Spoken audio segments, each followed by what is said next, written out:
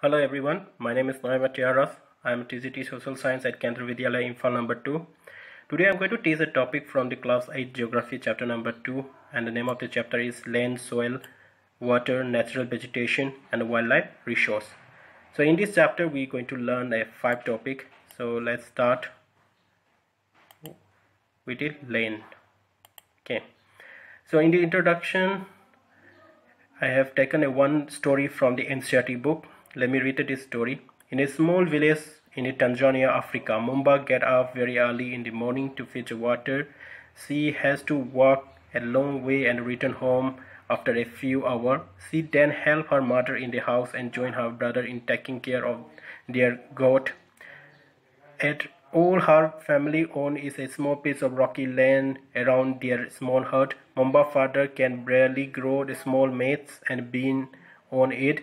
After toiling the hut, this is not enough to feed their family for the whole year. So this is a story of the Mumba and she lives in the Tanzania, in the Africa. Okay. So here what they do is that her father used to cultivate a small piece of the land, and they are living in the rocky area. Okay. Then now let's come to the next story. That is about the Peter. Peter lived in the heart of the sheep rearing region in the New Zealand, where his family run a wool processing factory. Every day when he returned from the school, Peter was his uncle taking care of their sheep. Their sheep yard is situated on the wide grazing plain with a hill in the far distance. It is managed in a scientific way using the latest technology. Peter's family also grow a vegetable through the organic farming. So now let's see the difference. Here they did not use the technology for doing the cultivation, but they are using the latest technology, and they are using the organic farming also. Okay. Another one, here Mumba did not go to the school, but here Peter, he said that he returned from the school. That means he go to the school. Okay. Then another second thing that mentioned here, another point that mentioned here is that in the story of the Mumba, they did not mention anything about the factory or industry, but in the story about the Peter, they mention about a factory. Okay. So what ultimately we can conclude is that in a different area or in a different place, the level of development or level of the utilization of the land is different. Look at here in the conclusion part of this story. Mumba and Peter stay in a two different parts of the world and lead very different lives. This difference is because of the difference in the quality of the land. Okay, they live a different life, of course. And why there is a difference? First reason maybe for the quality of the land. Second, quality of the soil, water, natural vegetation, animal, and the uses of the technology. Okay, Peter are using the technology, of course. Okay, in the New Zealand they are using the technology. They have the factory. They use the latest technology. Even they use the organic farming.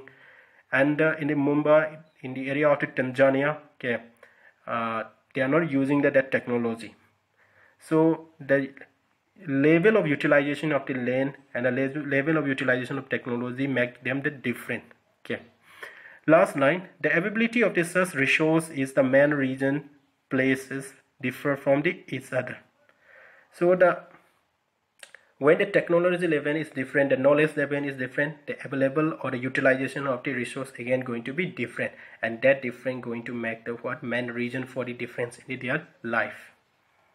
So here we finished that story. Now let's come to the introduction part of the land. Land is among the most important natural resource.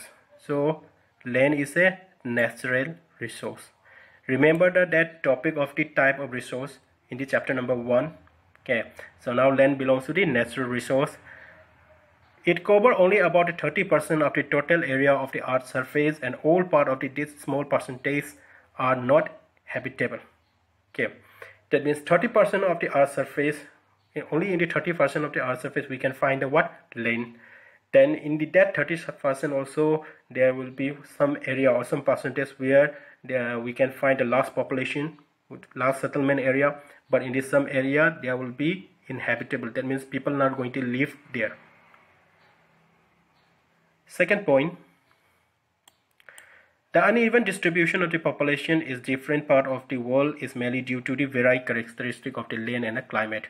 Why this uneven distribution? In some area there is a high population, in some area less population, or maybe in moderate population, and in some area there are no people are living there. There will be no settlement there. Okay, why such difference is there, or such variation is there?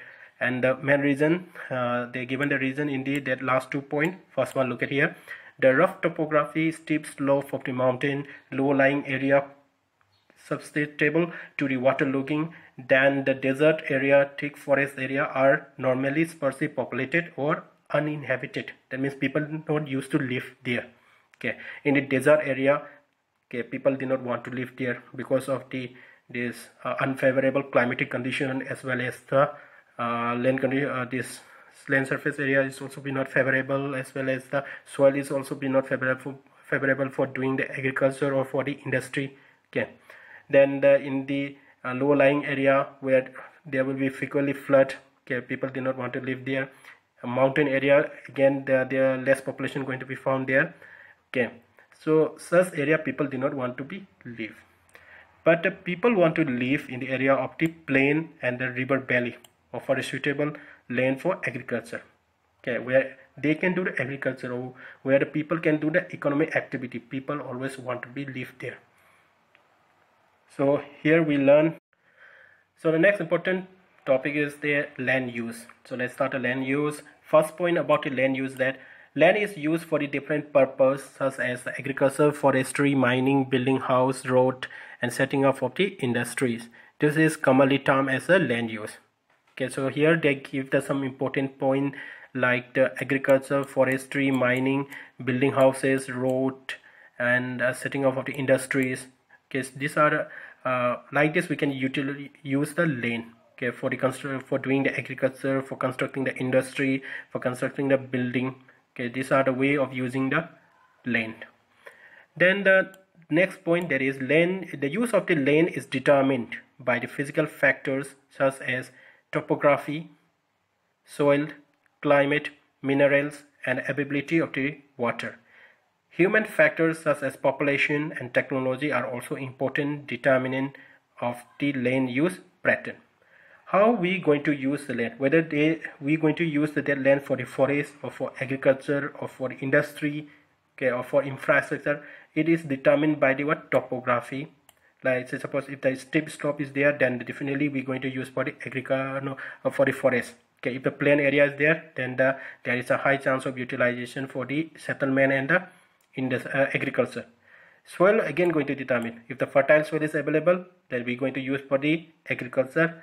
Then if there is a infertile soil, okay, or a fertile soil is not available, then if there is a high chance that it can be utilized for forest or for industry, okay, or sometimes for the settlement also. But climate, okay, of course climate going to determine in the last scale. If the favorable climate is available, plain area is available, then definitely for agriculture and settlement.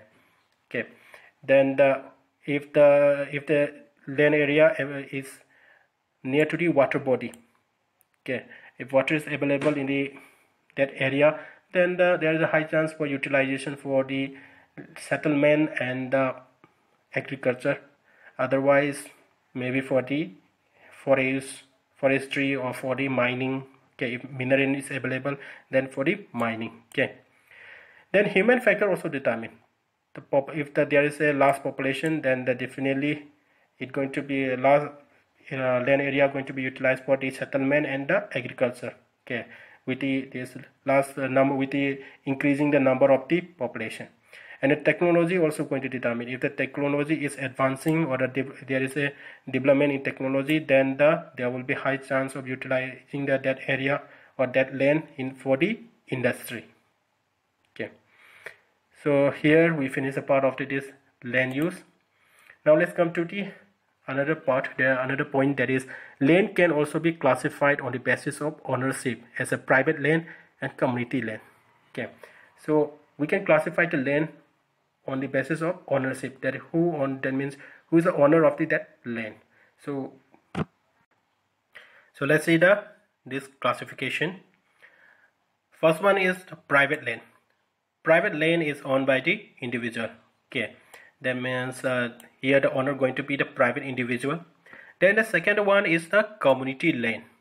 Okay, community land is owned by the community for the common uses like the collection of the fodder, fruit, nuts, or the medicinal herbs.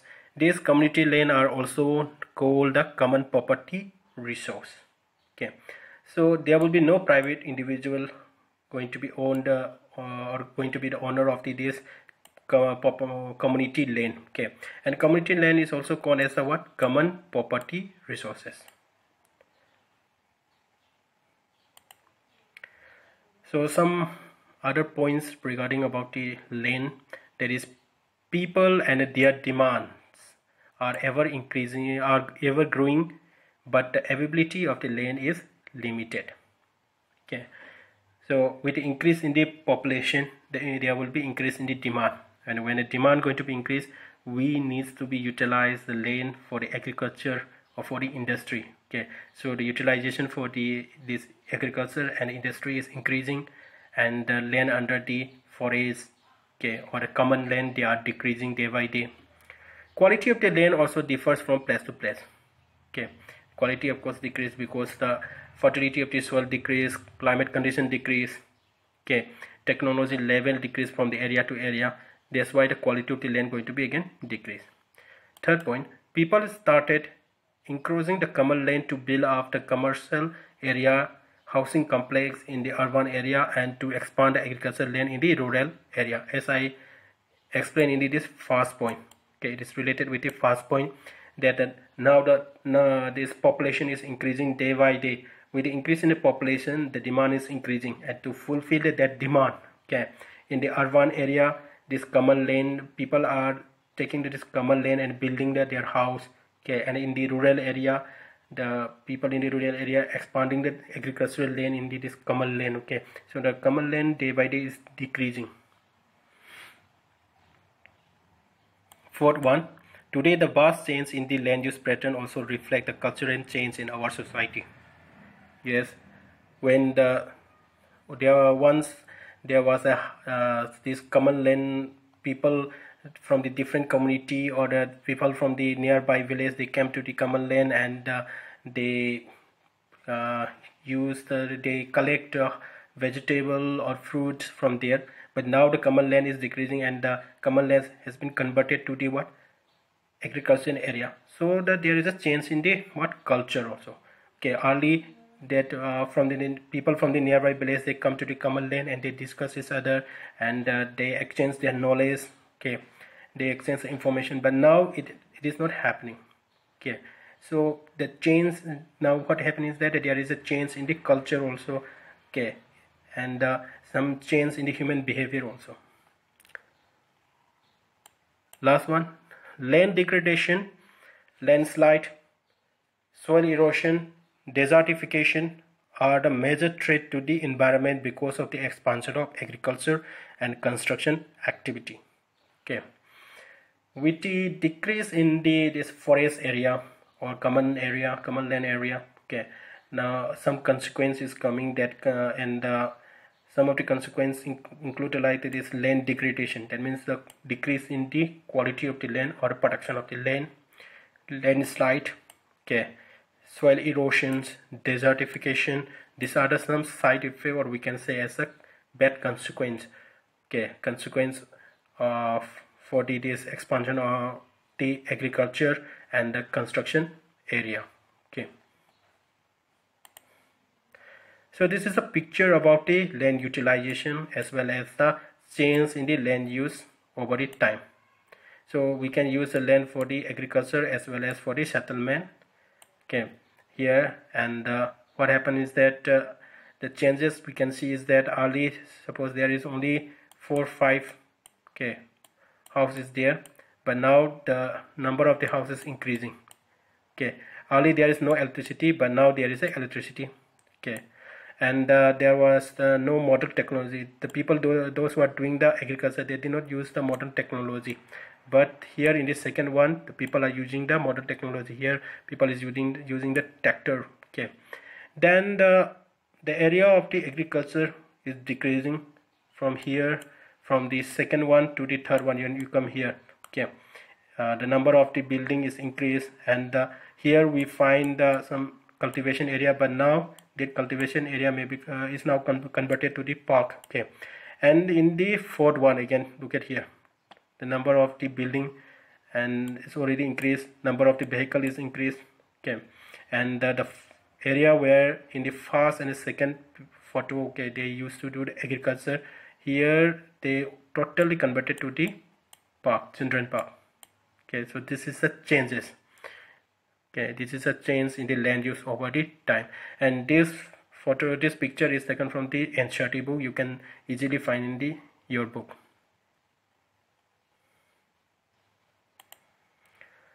Last one, this is the last point for this part 1 regarding the land, that is conservation of land resource. So let's see. Growing population and their ever-growing demand have led to the large-scale destruction of the forest cover and the arable land, and has created a fear of losing this natural resource. So here again they also mentioned that with the increasing the number of the population, okay, the expansion of the settlement area and expansion of the agricultural area, okay, it affecting this forest area or some wasteland area. Therefore, the present rate of the degradation of the land must be checked, but we need to check. Okay, otherwise there was a consequence. We already learned that the desertification, landslide, okay, then